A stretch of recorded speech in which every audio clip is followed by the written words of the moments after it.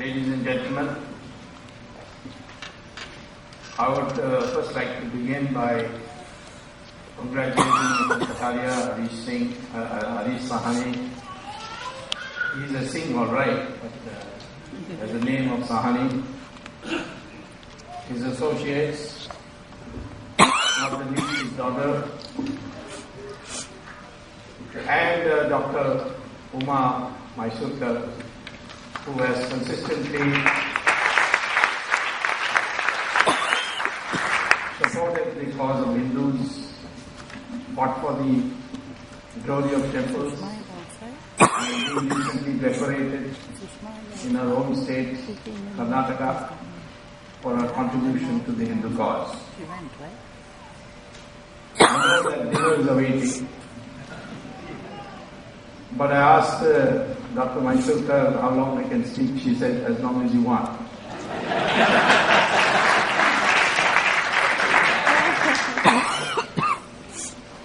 But I will not test your patience and all the people who are waiting to serve dinner.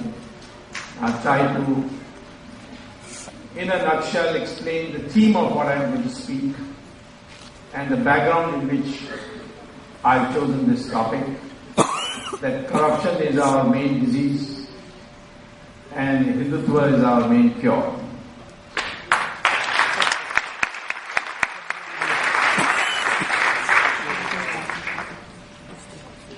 The fact of the matter today is, as Stephen Knapp said just now, the influence of Hinduism is growing all over the world. The rich in America are accepting the Hindu tenets even if they don't formally become Hindus. Some have even become formally Hindus. Hollywood's richest actress, Julia Roberts, went to Haryana for a shooting, and there she noticed that poor people, had little stress on their face.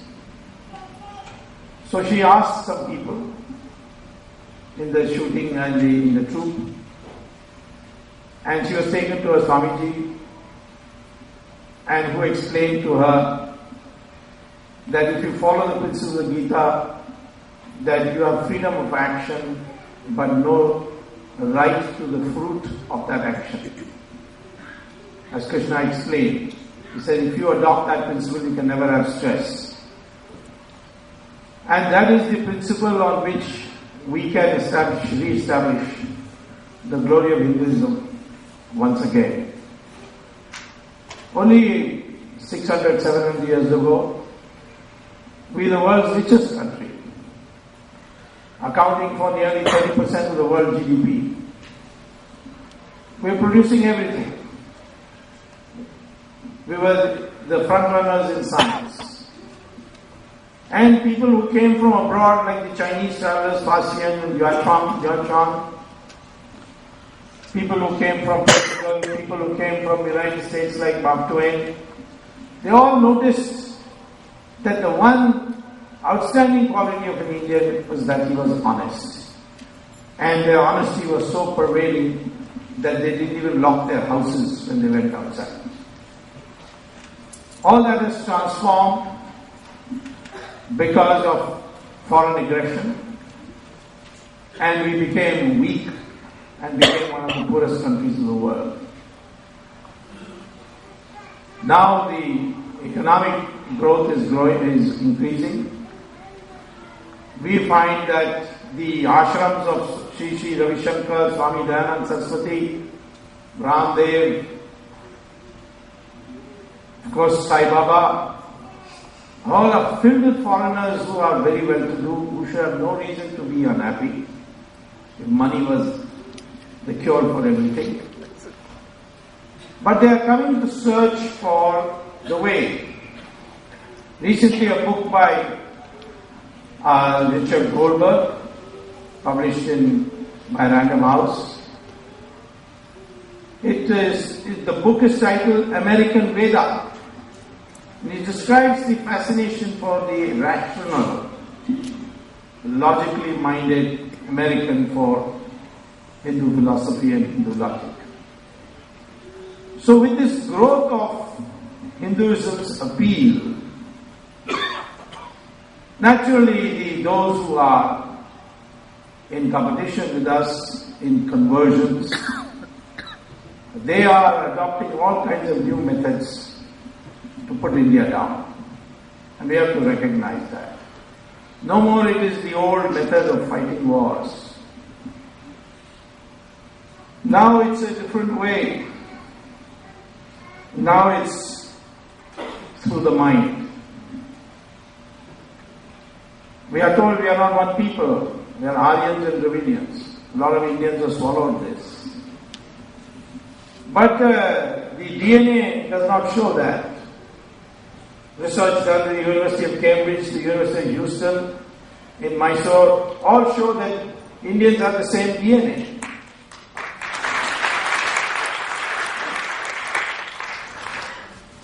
We may have in the extremists of India, territorial extremes of India, some other influences, but the dominant DNA is the same. Skin color has got nothing to do with race. Skin color has got to do with pigmentation. Pigmentation has got to do with your exposure to the sun. Closer to the equator, the sun's rays are direct. Michael Jackson proved it by removing the pigmentation in his skin and became a white man. But in terms of DNA, there's no difference. Some couple of years ago in Bombay, there was a politician by name Raj Thackeray who said that Maharashtra should be reserved for Marathis, and these taxi drivers of Bombay, they are all UP Wallas, they'll come here, they don't belong here. I decided to get a hair sample of Raj Thackeray, and I got it through a friend of mine who was a friend of his. I sent it to a laboratory in Hyderabad. I also caught hold of one taxi driver and UP Wala and took his hair sample. And when the report came, it said the DNA of both are the same.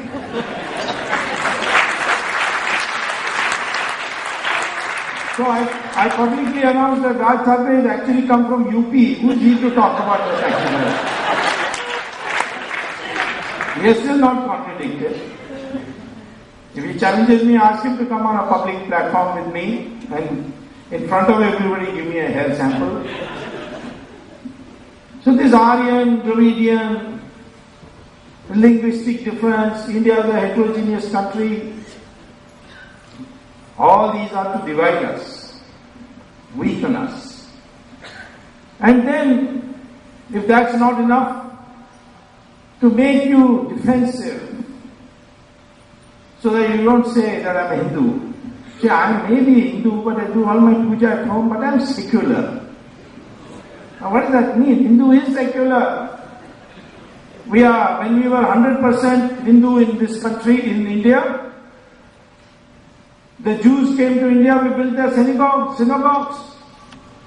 And when Israel was formed, the first resolution passed in Parliament is, thank you India, you're the only country which didn't discriminate against the Jews.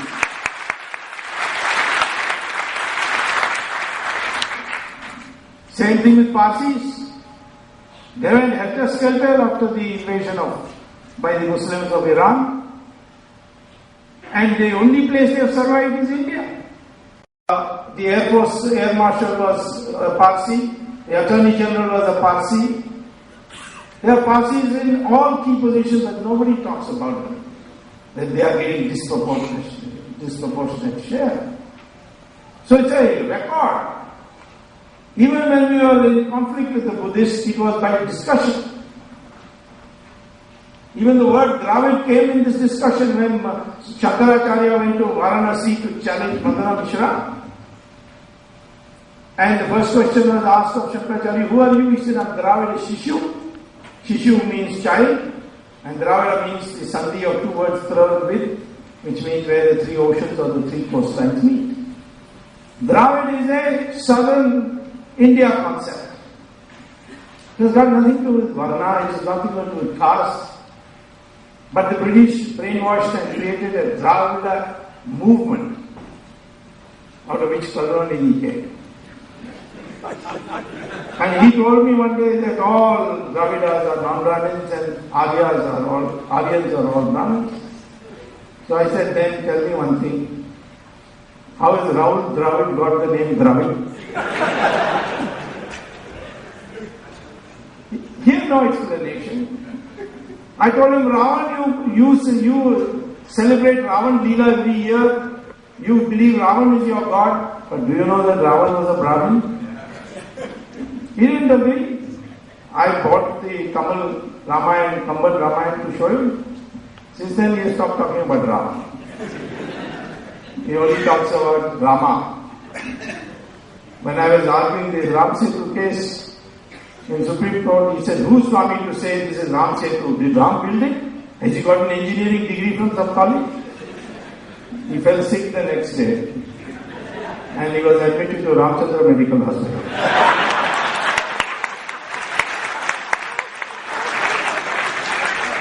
So I wrote him a letter, get well soon, at least Rama has got an MBBS, you can be sure of that. Now this kind of thing is now permeating in different ways in India. And one of them is this Hindu terror. WikiLeaks says that Rahul Gandhi told the American diplomat that more dangerous than Lashkar-e-Taiba and Islamic terror is Hindu terror. I always knew he was a moron, but this was a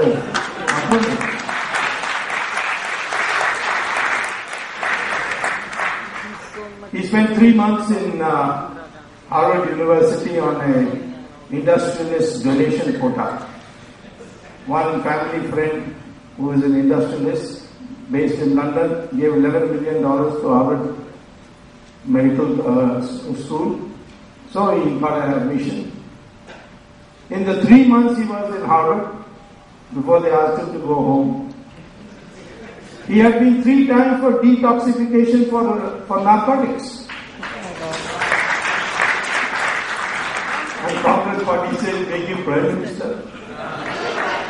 Your overseas congressman, Malhotra, Dr. Malhotra. He says, please take good care of him. What happened when Sonia Gandhi filed a defamation case through this Malhotra filed a defamation case against Kataria? She didn't have the nerve to come on the witness box, and the suit was dismissed on the very first hearing. These charges were published in a full-page advertisement of the New York Times. Now, they are attacking Ramdev. Only reason is wearing Bhagwa Kapda, therefore he is being attacked. Digvijay Singh says he's taken black money because he's taking money in cash. And that is corruption. How is that corruption?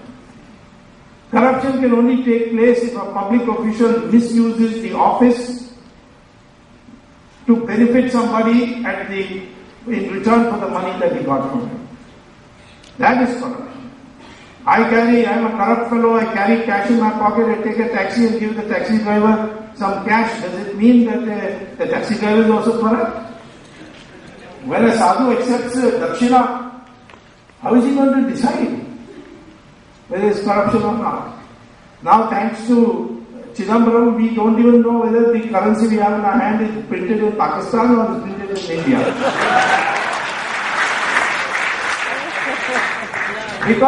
Because the currency paper is not produced in India. So Mr. Chidambaram decided that a Delaru company in London will buy from that. Our intelligence bureau people said, please don't do that. Because they sell to currency paper for printing Pakistan currency or to Pakistan. But he overruled them. And then after that, ISI, when it found out, they went and bought currency paper from Delaru and they printed it, and through Nepal, today 30% of our currency in our country is printed by ISI in Pakistan. And that's how the terrorists are able to finance themselves. This is the people who are calling us Hindu terror. In 2007, there was a Samjhauta Express train explosion. The government of India prepared voluminous reports saying that this is Lashkar-e-Taiba's work and sent it to the United States saying that please ensure that Lashkar-e-Taiba is declared as a terrorist organization. The United States sent it to FBI and CIA, and then they also added some documents and they sent to the UN Security Council. And the UN Security Council declared Lashkar-e-Taiba as an international terrorist organization. Now they say, no, that was not done by Lashkar-e-Taiba. It was done by Swami Asimananda and some Hindu terrorists. Americans are not accepting it. Even now in the Hadley trial, they are continuing to say that the Samjhauta Express was the work of Lashkar-e-Taiba. How can you do such a somersault? Just because the Home Minister has changed, therefore the whole idea is to change. There is no Hindu terror. Because Hindu terror must be a group which wants to, by violence, bring about Hindu Rashtra in India. There is no such group. Even if we accept the government version of these who have been arrested on the Hindu terror, it is that these people want to teach the Muslims a lesson for their explosions. There is no talk of overawing the Muslim population or the Hindu population to establish a Hindu Rashtra, which is the definition. After all, what is the Islamic terror? They want to establish Darul Islam in India by overawing the Indian people. And that's why it is called terrorists. For some violent people, 4-5 people, violent people, even if we accept the government's version of it, doesn't make it Hindu terror. And therefore, this government has become bankrupt. And they are therefore saying this. Our enemies are focusing on our brain. They are trying to impact our brain so that you become defensive. You have an inferiority complex. You call yourself a Hindu. Numbers don't matter. We may be 1 billion people, of which 800, 900 million people may be Hindus. But the numbers don't matter in the end, finally. It's not sufficient. Numbers are important, but not sufficient. If you have 1,000 goats standing in one place and one tiger comes, the majority is the goats. But on seeing the tiger, they will all run away. These goats are enough kick in their back hind legs that if they all together started kicking the tiger, the other tiger will run away or die. But they don't, because their mind is frightened. So they go helter-skelter. They say India's GDP is growing, we are becoming world power. Strength is not enough. You go to a circus and you see 5 lions, all very strong, well-fed, and one thin, wiry ringmaster. He's inside a cage. Each of those lions can kill that fellow, the ringmaster. But the ringmaster orders the lion, climb up, and cracks the whip. And these lions all quietly climb up. Our problem. The Hindu is too timid. So now we have to therefore see that our mind is liberated. I don't blame Muslims, their mind is very clear. If in majority, you will get nothing. In Saudi Arabia, there are majority. Do they let you build a masjid? Do they let you build a temple? They will not let you build a temple. Can you celebrate Diwali in Saudi Arabia? Even inside your house, you cannot celebrate Diwali. Can you put Ramchandraji's photograph in your pocket and move around? No. That's because it's Darul Islam. Where there are majority, they don't care for minority rights. In Kashmir, they are a majority. What they have done? 500,000 Kashmiris Pandits have been driven out. They are living in refugee camps. There is one answer only for that. We can't send the Pandits back. So out of 1 crore ex-servicemen in India, select 10 lakhs ex-servicemen who are still able-bodied and fight. give them weapons, give them money and say go and settle in Kashmir. That is the only way. You send 500,000, we will send 1 million people. Double that number. This pattern I see even in small places. In Maha in UP, it's a small district and majority Muslim. They are very clear. No minority rights. You cannot celebrate Diwali here. You cannot celebrate Ramayana here. All kinds of problems are going on there. Meerut is slowly becoming like that. In Tamil Nadu, the Muslim population is only 5%. But there are 40 town panchayats where they are majority. Go and see what they are doing to the Hindus there. I had to go to the court once to get amenities like schools and roads and all for the Hindu population of a Muslim majority. Town panchayat. In Kerala, one Christian professor took us a passage from some newspaper and asked them to correct the punctuation marks. That unfortunately, that article had some adverse references to Muhammad. So there was a Sharia court. It's illegal, but in Kerala there is Sharia court, and they said both his hands should be cut off. And 4 boys came when he was on a morning walk and cut both his hands off. Now, this is amazing that in a country which is supposed to be secular, these things happen. I therefore don't blame the Muslims. They got their mind clear. It is the Hindus whose mind is not clear. It's in confusion. It's got what is called the Arjuna disease. Shall I fight? Shall I not fight? Learn that you are today facing a major threat which will come within the next 2 years. Maybe even earlier. Pakistan is slipping rapidly into the hands of the Taliban. They will get nuclear weapons. Osama bin Laden, when he was alive, had made a statement. India is an incomplete chapter in Islamic history. What did he mean by that? He meant by that wherever Muslims went and conquered, they converted the entire 100% of the population to Islam. They went to Iran, which was a Zoroastrian country, and in 15 years they made them 100% Muslim. So Iran became Muslim. They went to Babylon, which is now called Iraq, 21 years 100% Muslim. Egypt 17 years 100% Muslim. Christians went to Europe in 50 years 100% Christian. But here 800 years of Islam rule and 200 years of Christian rule through British imperialists, and we are still 80%. Now you must have been fighting.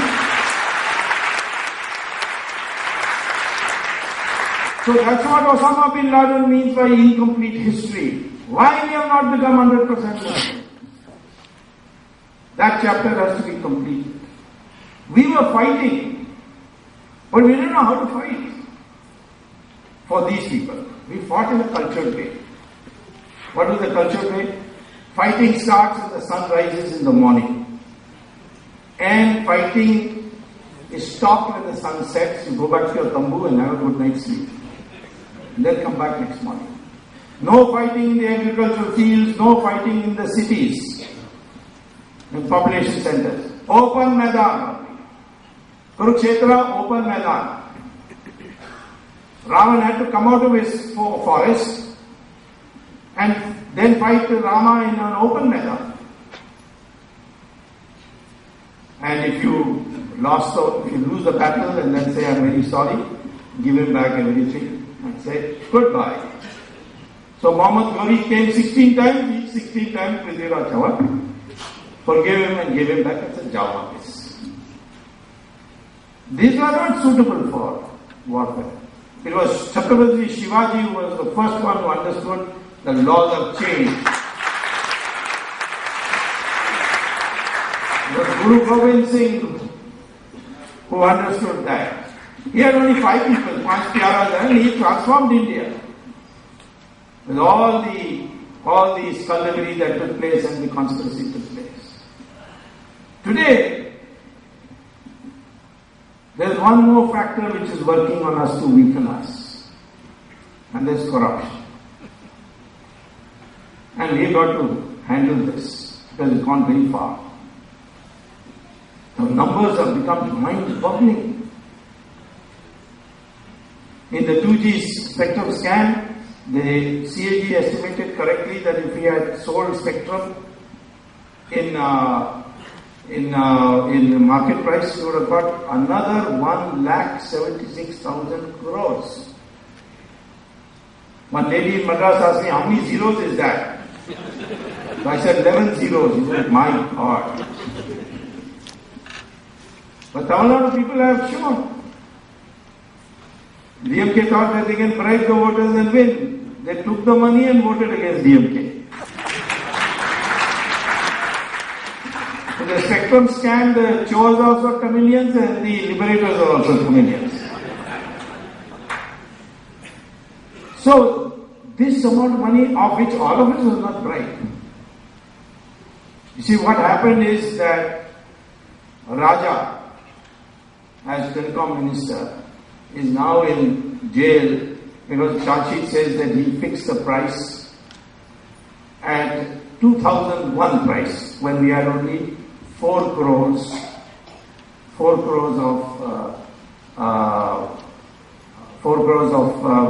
mobile phones. In 2008, we have 70 crores of mobile phones. Such a big market. And the price has become 10 times. But he said, no, I will give it in 2001 price. That's the charge it is. But when I look through the records, which is now come in my new book, 2G spectral scan, when I looked through the records, I found that Raja didn't do it alone. It was joint signature of 2 ministers. One was Chidambaram and the other was Raja. So if Raja is inside, Chidambaram also must go inside.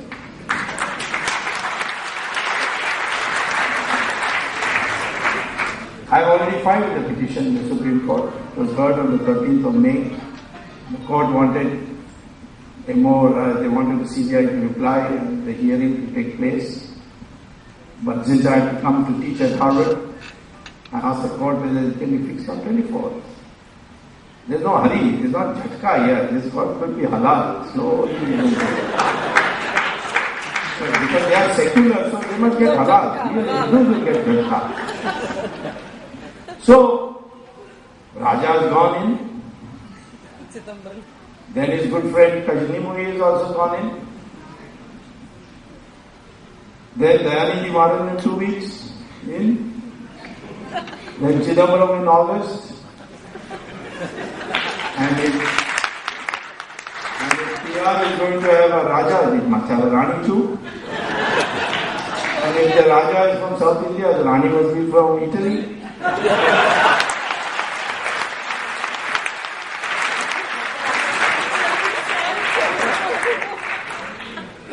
Corruption is eating on our economy. People say, what is corruption? Some politician takes money and takes for elections. It doesn't happen that way. You misuse public office to favor somebody who doesn't deserve to be favored because he gave you money. And in this case, you see, they gave licenses to companies which have never been telecom companies. Swan Company, Unitech Company, these are real estate companies. And after getting the license, what did they do? They got it at the cheap price of 2001. They sold it at 8 times the price they gave to the government of India. They sold it to one Dubai company called Etisalat and another company called Telenor, which is a Norwegian company which operates only in Pakistan and Bangladesh. They sold it to them. Why didn't these 2 companies apply for license in the first place instead of buying this way? Because there was a Home Ministry advisory that Etisalat and Telenor should not be allowed any business in India. Why? Because Etisalat, they said, was a front company for ISI.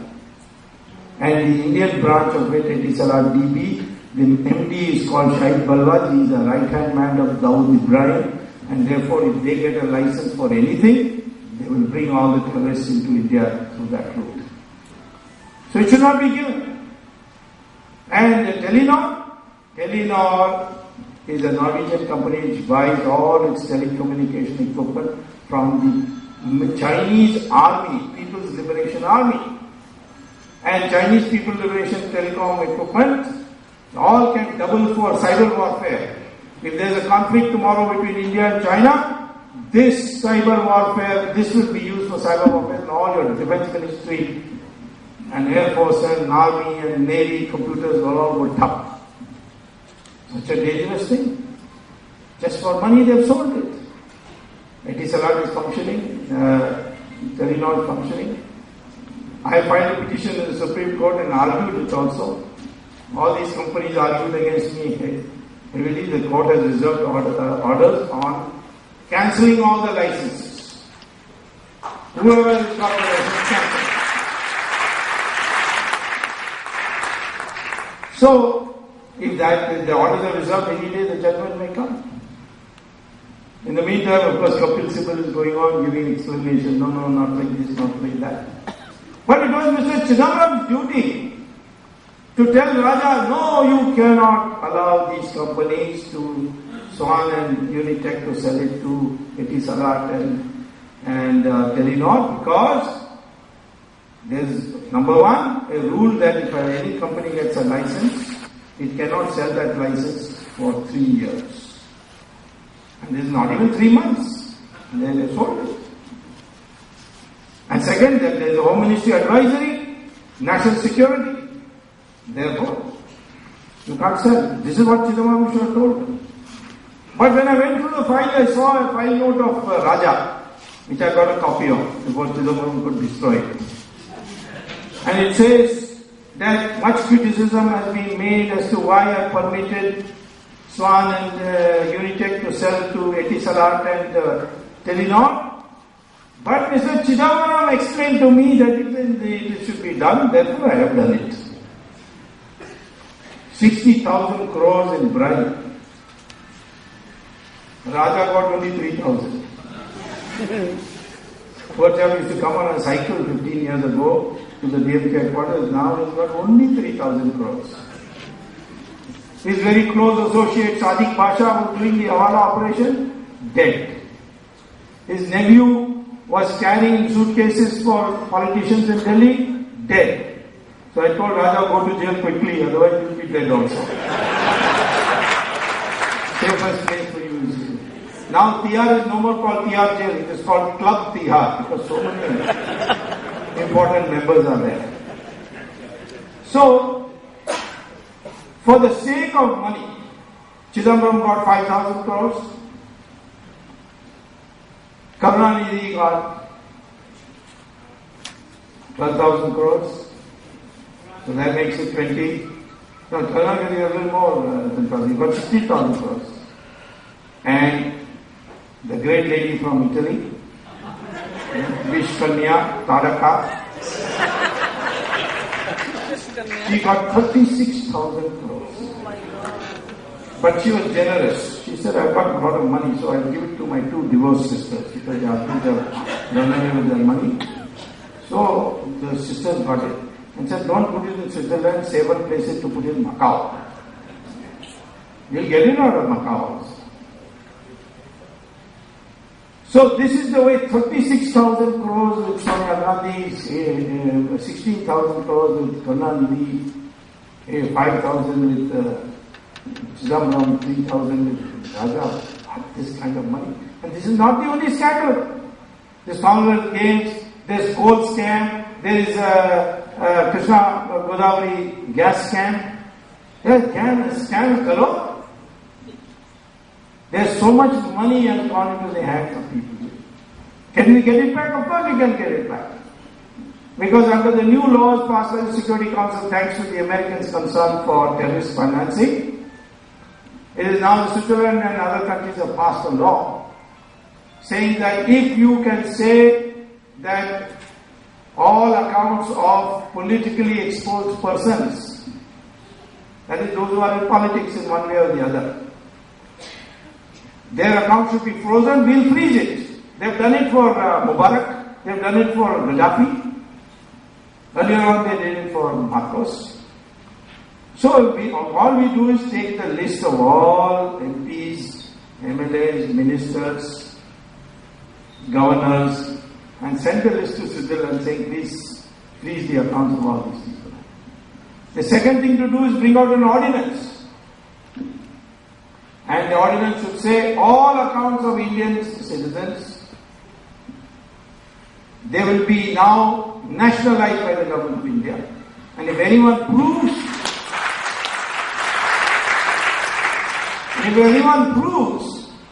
that these accounts that they have created is a genuine account where they put clean money, we'll return the bank account. This is what Ramdev wanted. What did Anna Hazare want? He gave a bill, but the most important part of the bill is he said, presently under the Prevention of Corruption Act, if you want to prosecute a minister or a bureaucrat, you need sanction from the government to prosecute him. Even the CBI has to take permission. For Raja, I wrote a letter to the PM, give me sanction. No reply. Then I wrote him another letter. I wrote him 5 letters. No reply. So I went to the Supreme Court saying that this Prime Minister is non-functioning, please you give me the permission. The Supreme Court was very annoyed. And for the first time in the history of the world, a Prime Minister was issued notice by the Supreme Court of his country asking him to explain. I still don't want Manmohan Singh to resign. Why? Because who will come in his place? Sonia Gandhi will select that person. Entire UPA goes, I have no problem. Let there be an election.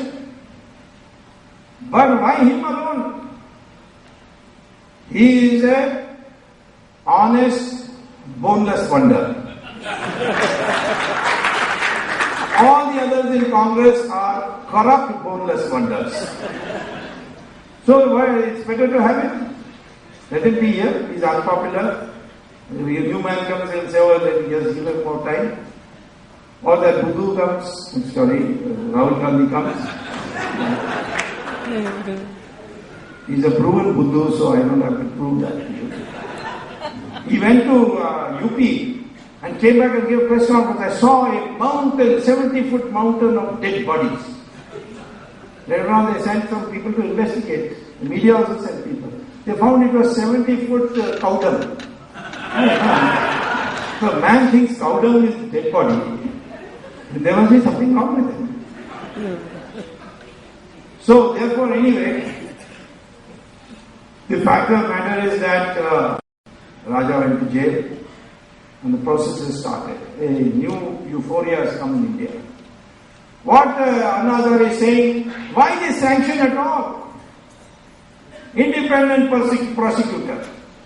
I think when Clinton had this Monica Lewinsky problem, they appointed an independent prosecutor who doesn't have to ask anybody's permission.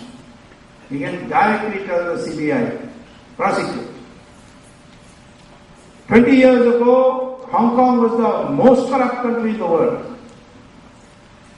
And then they appointed an independent public prosecutor. Now it is considered the second most honest country in the world, according to Transparency International.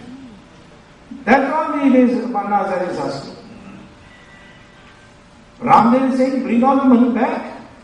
You don't know how to bring it back? I will tell you, nationalize it, he said. So they went and brought lathis and hit his people. If he had been around, they would have hit him on his skull so that Ramdev would have been permanently out of action. He may not have died, but he would have been useless. So to some extent, he is right about that they were trying to kill me. Now all this why? When Ramdev went on fast again in Hindutva, and he was listening to anybody and his health was deteriorating. That time I got a phone call saying, Jaldi aa jaiye. Ramdev said, Ramdev ki ICU. So I was by chance in Dehradun, so I went straight. I was the only politician allowed inside. All the others are Swamijis, Shri Ravi Shankar and Murari Bapu and all these people. Later on the press asked how Swami was allowed in and no other politician was allowed in. They said his name is Swami, that's why we allowed.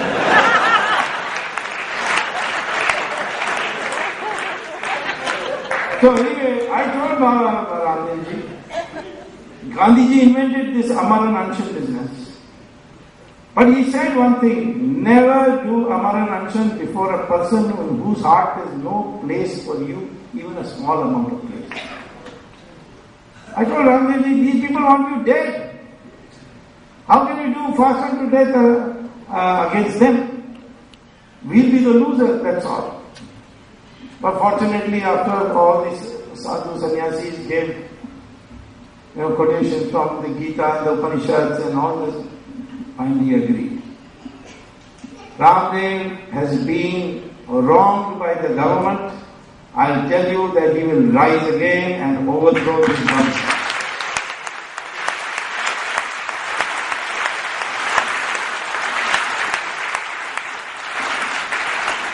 He's coming here on September 11th to the United States. Please give him all the support that we can.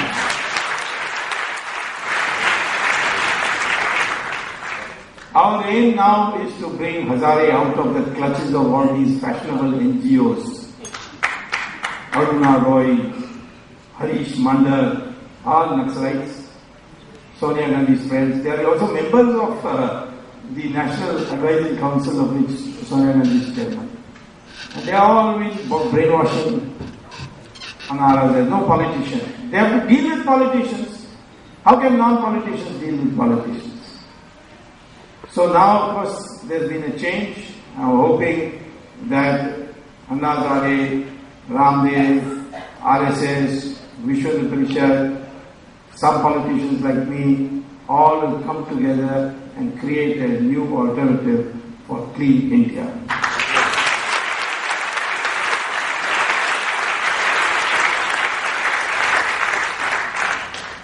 And this is not a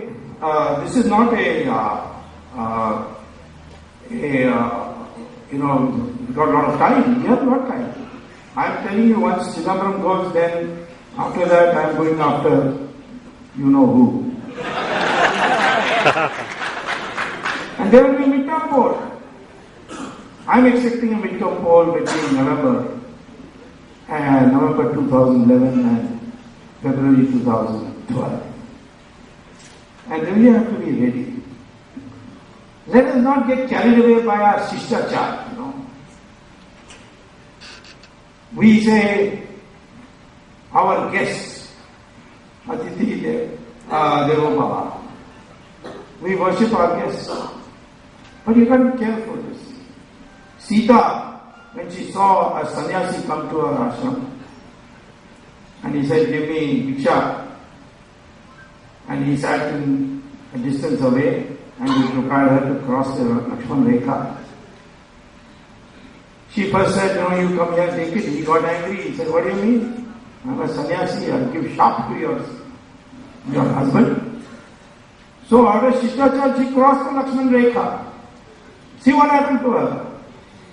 Ravan didn't come dressed as a Ravan. He came dressed in Bhagwa. Same way some Italian woman comes dressed in sari and does namaste. Oh, what a nice woman.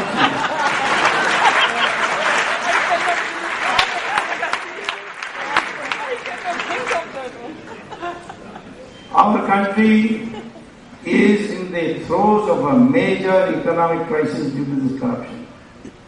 And with that, I'll explain only in a few sentences and then let you all go to dinner. This money, that black money, some of it goes abroad. And then it comes via abroad. It comes via Mauritius and goes to a stock market and they earn all the money.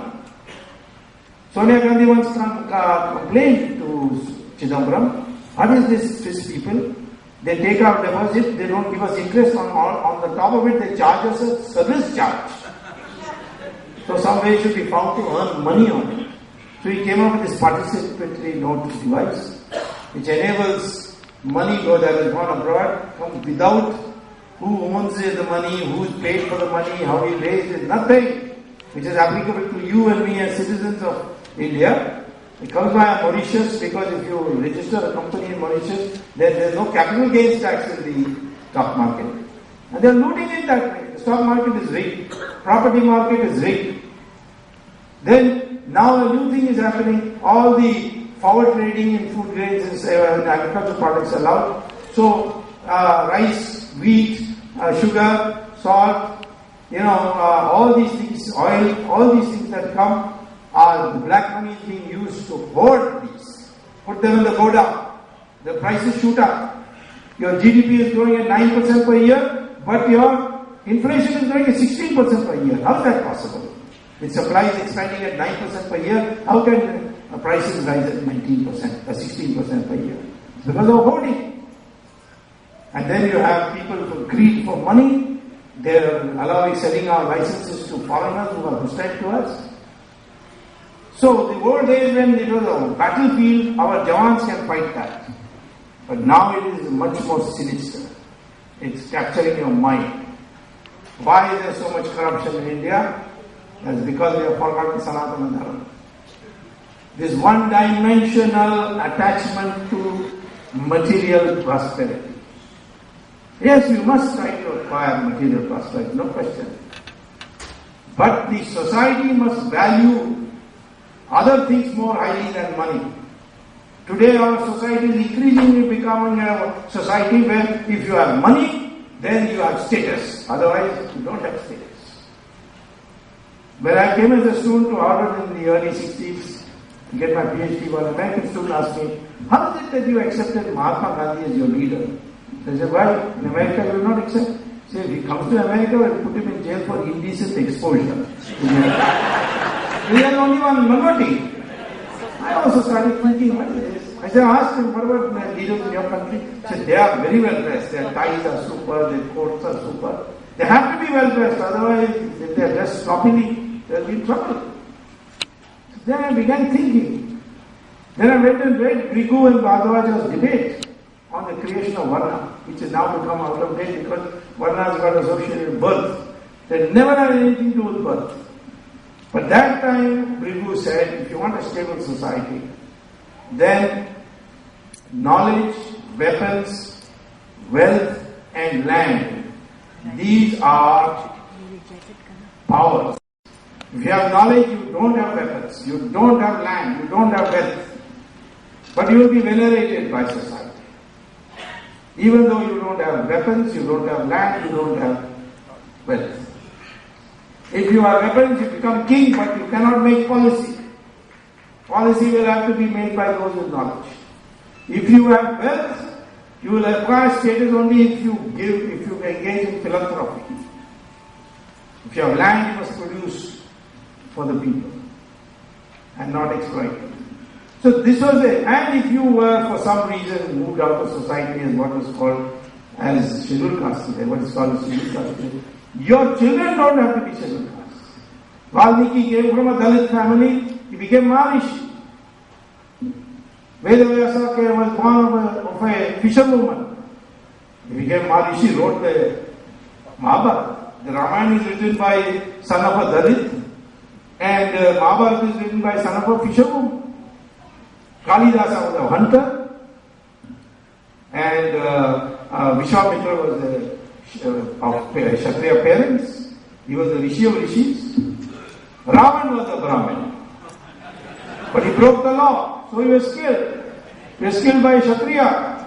The Brahmins who did not say, oh, this man has killed one of our own.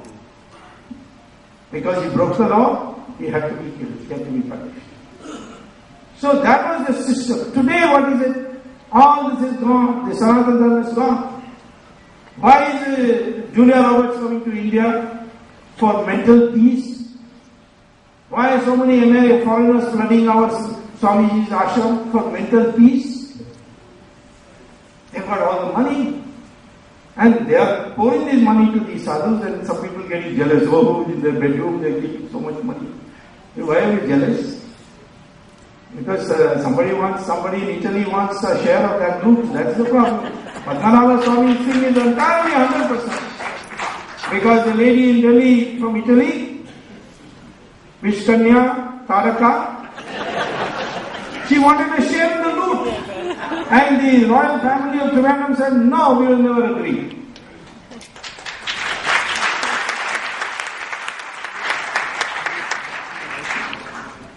Even in Tirupati, they wanted to gold plate the temple. These Congress fellows. They appointed one bootlegger who sells liquor as the chairman of the Tirupati Devasthanam board. And he said, I'll gold plate it. These pujaris and these agama shastris, they came to me and said, please stop it. So I have to go to court. So I filed a court case, a writ petition in Andhra High Court. And notice was sent to them. And this man, this chairman of the board tells me, no, you see, because one of the arguments I made is that these walls of Tirupati, Tirumala, Sanctum Sanctorum, has many carvings and epigraphs which describe how Naivedyam should be prepared, how Laddu should be prepared, all that is written there. What shloka should chant at what time. I said, all this will be covered up. So in his reply he says that we have decided to videograph the walls and put it in CD and keep it in a museum. So whoever wants to read the epigraph can go to the museum. So I said, why not also Suprabhatam in a CD and put it in a museum? Why go to Tirupati at all? Then I found that they were going to hang the gold in boards and they were going to drill 10,000 holes into the walls of the Sanctum Sanctorum. And such crass attempt, because they wanted to collect a lot of gold and in the name of Tirupati, gold plating, they were going to take all of it. So our temples today, Padmanabha temple has $22 billion. Tirupati has only $7 billion. Padmanabha temple, only the royal family can donate. Public cannot donate. There is no hundi. In Tirupati, anybody can donate. Even chores can donate. And many of them come in suitcases and put it in the hundi like that. So Tirupati gets so much money. And yet, by the donations of the royalty over 500 years, we got $22 billion here, and in only 7. That means it is all because Tirupati is run by the government. And all taken away. Now they are trying to grab it. Earlier on, all the murtis were being taken to London.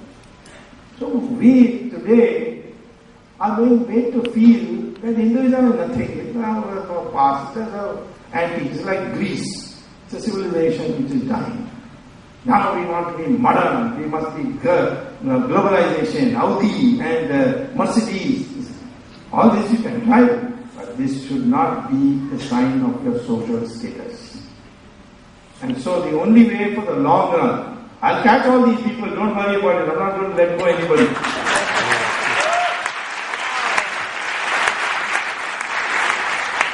I want to do it slowly, because if I bring everybody at the same time, then in the court you see all these well-heeled people with so much money, they come with 10, 15 lawyers each. And the court is full of lawyers. And we can't proceed. They will raise one objection after another. So let's do it installment by installment. Then everybody goes like that. And this halal process is better for us.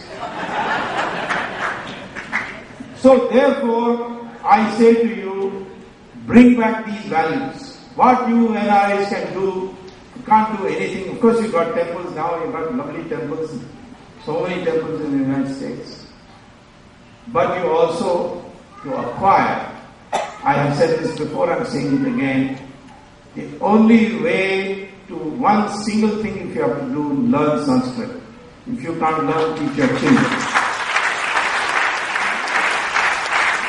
For some time to come in India, Hindi will be the language. And Tamil Nadu is now ready to learn Hindi. All these Dravidian brothers are all failed now. They are on the way out. Dravida movement. I am not talking Dravidian means South Indian. I am also a Dravidian. But Now they are saying to me that, you see, when you go to North India, you can't get a proper job because we don't understand Hindi. I said, but Karunanidhi's son, Stalin, what a name, Stalin. You could find a Tamil name. He sent his 2 children to DAV school and he learns Hindi there. Kanimori herself told me. She said, I asked her, she introduced me to her son one day. I said, what's his name? He said, Aditya. I said, Aditya? That's a Sanskrit name. He said, don't do propaganda with me. I said, but you are doing propaganda outside. How can you have your son's name as Aditya? The Tamil name for it is Kadiravan. So why don't you keep Kadiravan? And she said, which school you sent him? DAV school. And that is called Arya's Vedic school. They're sending it there. So they want to learn Hindi. But they don't want the masses of Tamil Nadu to learn Hindi.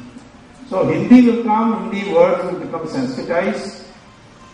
And a new Hindi will come slowly, like Pali was Sanskritized and made into Sanskrit. The same way Hindi will become in another 50 years Sanskrit, and Sanskrit will come back. Sanskrit is the language of artificial.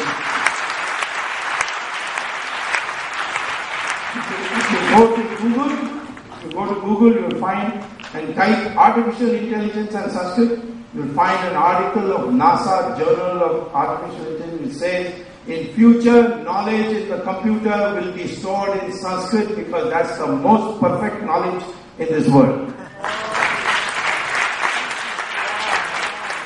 So Bush has already announced a scholarship for any college which teaches Sanskrit. We learned about yoga because Jane Fonda was doing yoga. At that time he said, what is this yoga, all contortion and all that. Now they will learn Sanskrit, then we will learn Sanskrit. So you start today, you can't ask your children to, if your children are grown up, then do your grandchildren. But if you have to do only one thing, learn Sanskrit and everything else will follow. That language is such a language, and once you start to learn it, once you have learned it, it automatically generates the vibrations in your body by which you become a really good Hindu. So the cure is Hindutva or Sanatana Dharma. Hindutva means Hinduness. Even Muslims and Christians can claim that. After all, their DNA is the same as ours. Their ancestors are Hindus. If you don't want to claim your ancestors are Hindus, you go to Pakistan. There you stay there. But if you want to live in India, that's of Hindus. And change of religion does not mean change of culture. The culture of India shall always be forever Hindu culture known as Sanatana Dharma.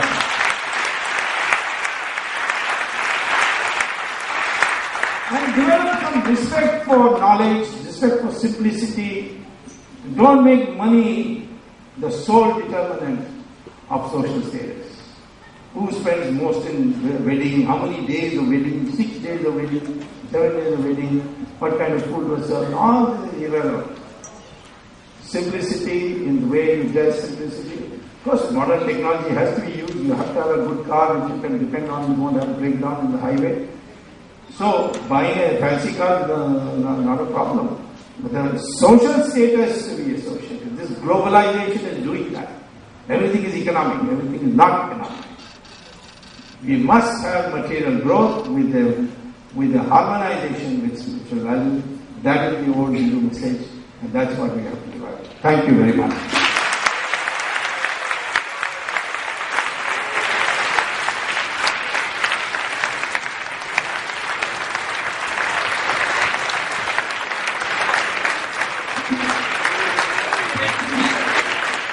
We would like to ask Dr. Kapoor to honor Dr. Subramanian Swamy.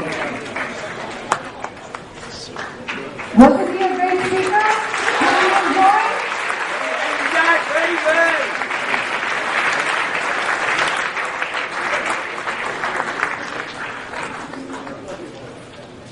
Everyone, food tickets are right outside. You can have dinner with Dr. Swamiji. He'll be having dinner. Tickets are also being sold at Indian American Intellectual Forum. I will be proud to be Hindu. I think first we should try Hindu temple for studying this place for us. Secondly, we should try our best to live Hindu, and that's what we are doing. And third, we should be very thankful to all this audience who came today to listen to our great speaker. And I'm very thankful to Mr. Srinivas Swamy and Dr. Swamy, who have enlightened us why we have to do this. It's very important that any No, it's coming, it's coming. Well, that's what we want.